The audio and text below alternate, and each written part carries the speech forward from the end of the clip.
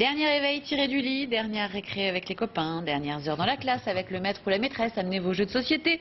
Ça vous rappelle forcément des souvenirs, les vacances scolaires pour les élèves de maternelle et de primaire, c'est demain soir. Les vacances, elles ont déjà commencé pour certains, pour ce qu'on appelle les juilletistes, partir avant tout le monde. Ça a ses avantages, même si les professionnels du tourisme constatent un début de saison plutôt calme.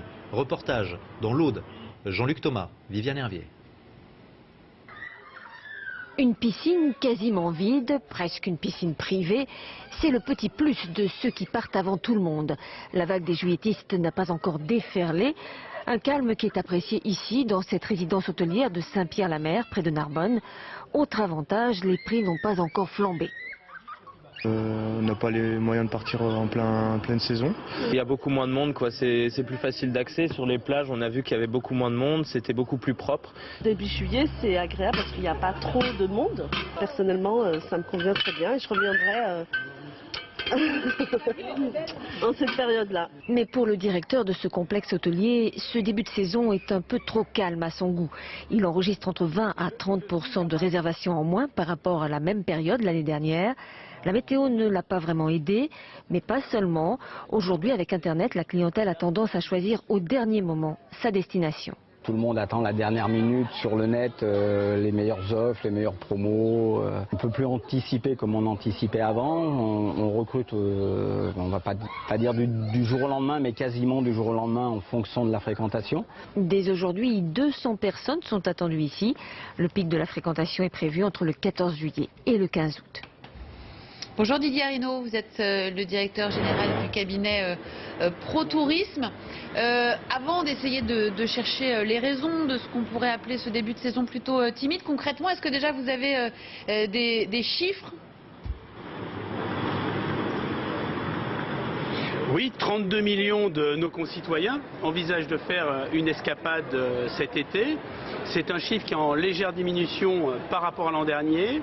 Mais pour les professionnels du tourisme, ce chiffre est en demi-teinte, il est contrasté, mais pour ceux qui proposent les hébergements les plus qualitatifs, les plus haut de gamme, les tendances sont plutôt encourageantes, car on le voit, par exemple les campings très haut de gamme, 4 et 5 étoiles, sont très bien réservés, mais on a une tendance qui est une tendance de fond, avec des Français qui veulent de la qualité, qui veulent du service, qui se concentrent aussi vers les destinations avec du contenu, avec un tourisme culturel en plus d'un tourisme balnéaire.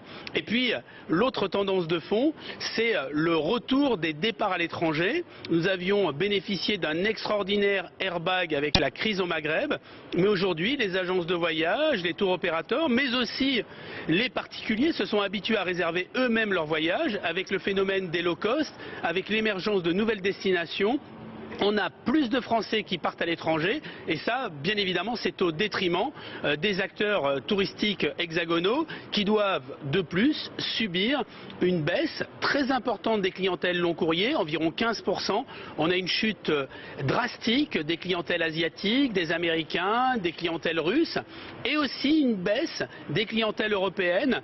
On voit que cette formidable campagne de contre-publicité de la destination France, avec les attentats, les grèves, les blocages, la pénurie d'essence, tout ça ne contribue pas à faire de la France une destination attractive. Donc cette année encore, nous compterons sur les clientèles françaises, sur ces réservations de dernière minute dont parlent les acteurs, et puis sur une sensibilité des clientèles au prix, puisqu'on le voit bien, chaque fois qu'il y a des promotions, il y a une activation des ventes, et puis c'est Dame Nature qui fait souvent la différence. On l'a vu avec le retour du beau temps, on a une accélération des réservations, et là en la matière, toutes les destinations ne sont pas à égalité. Il y a des destinations qui sont de plus en plus attractives.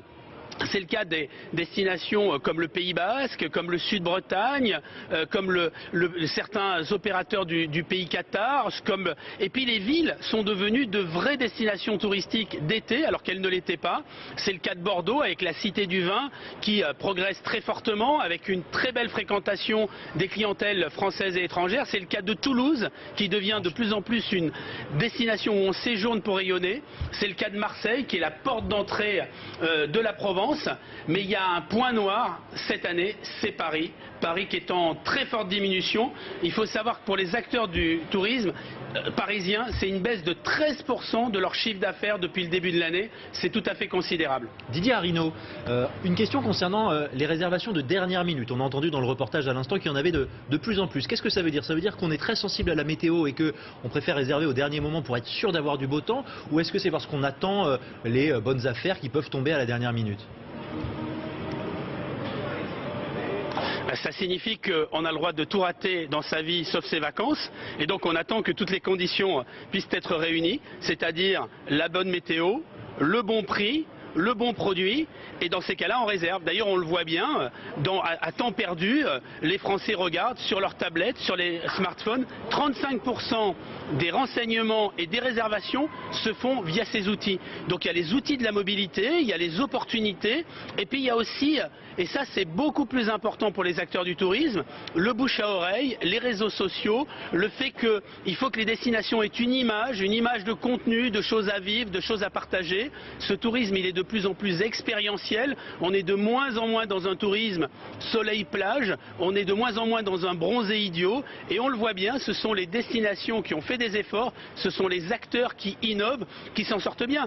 On le voit par exemple dans le domaine du camping, il y a maintenant des crèches dans les campings, il y a de plus en plus de parcs aqualudiques, il y a de plus en plus de séjours thématiques, et tout cela contribue à l'augmentation de la fréquentation de ces acteurs. A l'inverse, quand on propose une absence de service, un hébergement sec à un prix prohibitif, il est évident que ces hébergements ne sont pas réservés. Et donc pour terminer en quelques mots, il y a aussi la concurrence de plus en plus. Pour terminer juste en quelques mots pour nos téléspectateurs qui nous regarderaient ce midi, qui n'auraient pas encore choisi leur destination de vacances, où est-ce qu'il reste des bonnes affaires? Eh bien, votre reportage l'illustrait. Dans l'Aude, pays Qatar, il y a de très bonnes affaires. C'est une extraordinaire destination avec du contenu. Ça peut être une belle destination. Il reste de la place en Bretagne, notamment dans le Morbihan, c'est une très belle destination. Il reste de la place sur le bassin d'Arcachon. Il reste de la place dans les villages de vacances pour ceux, les VTF, les Ternelia.